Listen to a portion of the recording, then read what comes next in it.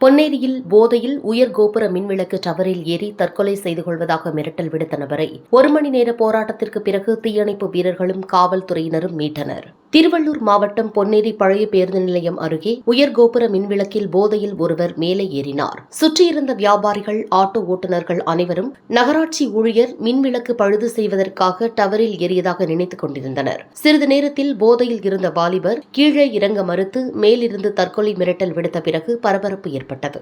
இதுகுறித்து தகவல் அறிந்த பொன்னேரி காவல்துறை மற்றும் தீயணைப்பு வீரர்கள் சம்பவ இடத்திற்கு விரைந்து வந்து உயர் கோபுரத்தில் ஏறிய நபரை மீட்கும் பணியில் ஈடுபட்டனர். தீயணைப்பு வீரர்கள் மீட்கும் பணியில் ஈடுபடும் போது மின்கம்பத்தில் கை வைத்து ஏறும் போதே சூடு தாங்காமல் வேதனை அடைந்தனர். இருப்பினும் மேலே இருக்கும் நபரை காப்பாற்ற வேண்டும் என்ற முயற்சியில் கீழே சிலர் சிவப்பு கம்பள படுக்கைகளை வைத்து தயார் நிலையில் இருந்தனர். ஏணி உதவியுடன் மேலே ஏறும்போது, நீங்கள் மேலே ஏறினால் நான் கீழே குதித்து விடுவேன் என மிரட்டலும் விடுத்தார். கடுமையான வெயிலையும் பொருட்படுத்தாமல் மின்கம்பத்தின் அலுமினிய கம்பிகள் கடும் சூட்டில் இருந்ததையும் கண்டுகொள்ளாமல் தொடர்ந்து குதித்து விடுவேன் என கூறி மிரட்டல் விடுத்துக் கொண்டிருந்தார்.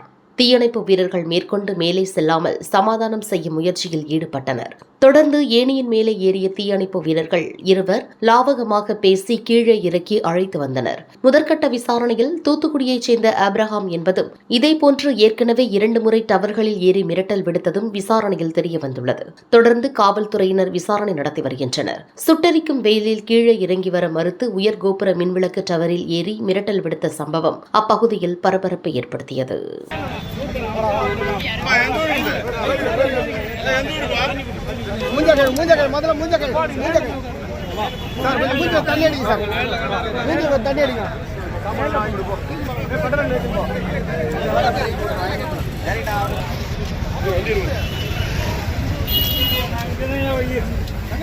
பின்னாடி